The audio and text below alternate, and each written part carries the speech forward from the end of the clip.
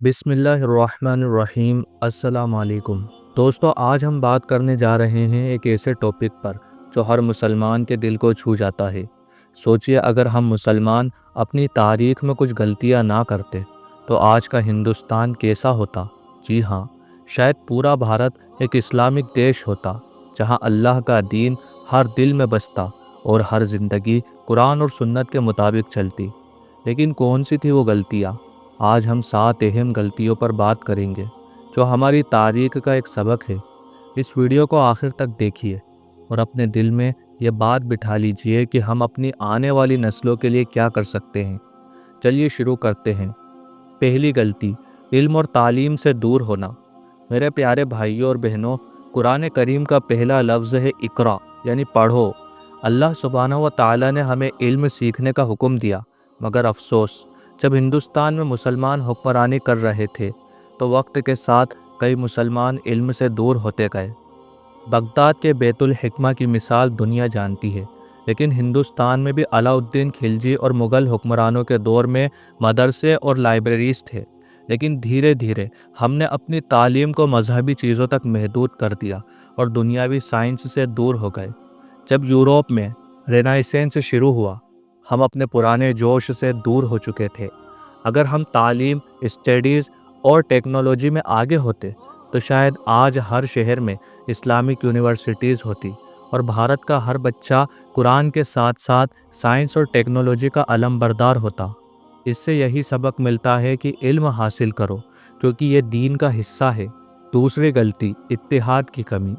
اللہ کے رسول صلی اللہ علیہ وسلم نے فرمایا، مسلمان ایک جسم کی طرح ہیں، اگر ایک حصہ درد میں ہو تو پورا جسم اسے محسوس کرتا ہے۔ لیکن ہندوستان کے مسلمان رولرز کے درمیان اتحاد کی وجہ سے کئی بار ٹکراؤ ہوا۔ مغل اور ڈیکن کے سلطان، پٹھان اور راجپوت مسلمان سب آپس میں لڑتے رہے۔ اس وجہ سے جب انگریز اور دوسرے کولونیل پاورز آئے تو انہوں نے ہمیں آسانی سے ڈیوائیڈ کر دیا۔ اگر مسلمان آپس میں ایک ہوتے، ایک ہی صف میں کھڑے ہوتے تو شاید انگریزوں کا ہندوستان پر قبضہ نہ ہوتا۔ آج بھی ہمیں اس سبق کی ضرورت ہے۔ اتحاد کے بغیر ہم کمزور ہیں۔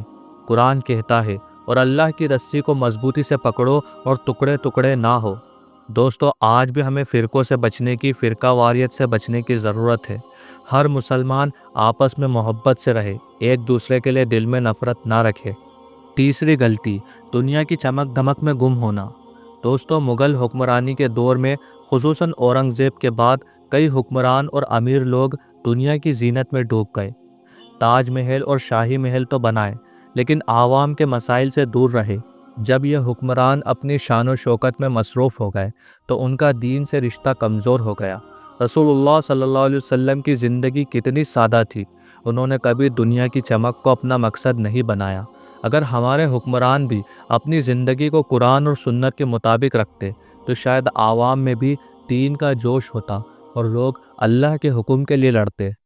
اس سے سبق یہ ملتا ہے کہ دنیا ایک امتحان ہے، اس کی محبت سے بچو۔ چوتھی غلطی، دعوت اور تبلیغ کا کام چھوڑ دینا۔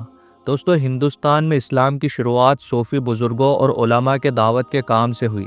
حضرت خواجہ معین الدین چشتی، حضرت نظام الدین اولیاء، ان تمام بزرگوں نے دل سے دل تک اسلام کا پیغام پہنچایا۔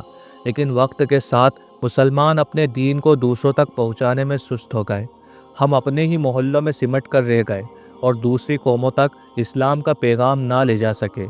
اگر مسلمان ہر دور میں اپنے دین کی دعوت دیتے تو شاید آج ہندوستان کا ہر انسان اسلام کے سائے میں ہوتا۔ رسول اللہ صلی اللہ علیہ وسلم نے فرمایا، میری بات کو دوسروں تک پہنچاؤ، چھوٹا ہی کیوں نہ ہو۔ آج بھی دعوت کا کام ہماری ذمہ داری ہے۔ پانچویں غلطی، جہاد کے مقصد کو غلط سمجھنا۔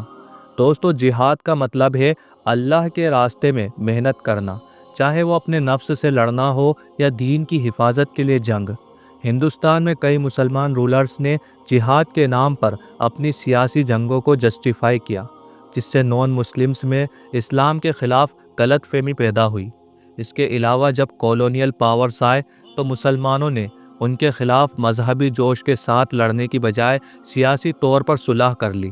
اگر جہاد کا صحیح مقصد سمجھا جاتا، یعنی اللہ کے دین کی سربلندی، تو شاید مسلمان اپنی زمین اور دین دونوں کی حفاظت کر پاتے۔ اس سے سبق یہ ملتا ہے کہ جہاد دل کا، دماغ کا اور جب ضرورت ہو تو تلوار کا بھی ہے، لیکن ہمیشہ اللہ کے حکم کے مطابق۔ چھٹی غلطی، غیر مسلم سے رشتوں میں بے ہوشی۔ دوستو، مسلمان رولرز نے کئی بار غیر مسلم سے سیاسی اتفاق کیے جو بعد میں ان کے خلاف گئے۔ مغل اور مراٹھاز یا راجپوت رولرز کے درمیان کئی سیاسی رشتے بنے، لیکن ان میں اکثر مسلمانوں کا نقصان ہوا۔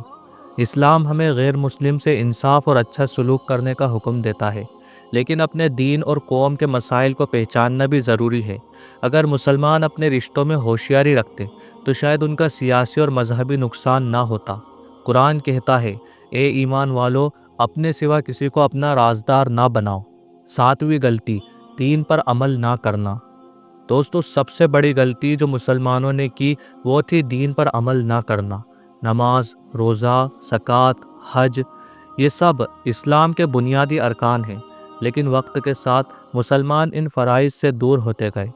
جب دل دین سے خالی ہو جاتا ہے تو اللہ کی مدد بھی کم ہو جاتی ہے۔ قرآن میں اللہ فرماتا ہے، جو مجھے یاد کرتا ہے میں اسے یاد کرتا ہوں۔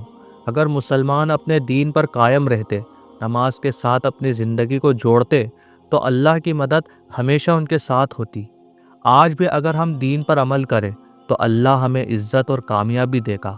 میرے عزیز بھائیوں اور بہنوں، یہ 7 غلطیاں ہماری تاریخ کا حصہ ہیں، لیکن ان کا مقصد صرف ماضی کو دیکھنا نہیں بلکہ مستقبل کو بہتر بنانا ہے۔ آج ہمیں اپنے دین کو مضبوط کرنا ہے، علم حاصل کرنا ہے، اتحاد قائم کرنا ہے اور اللہ کے پیغام کو ہر دل تک پہنچانا ہے۔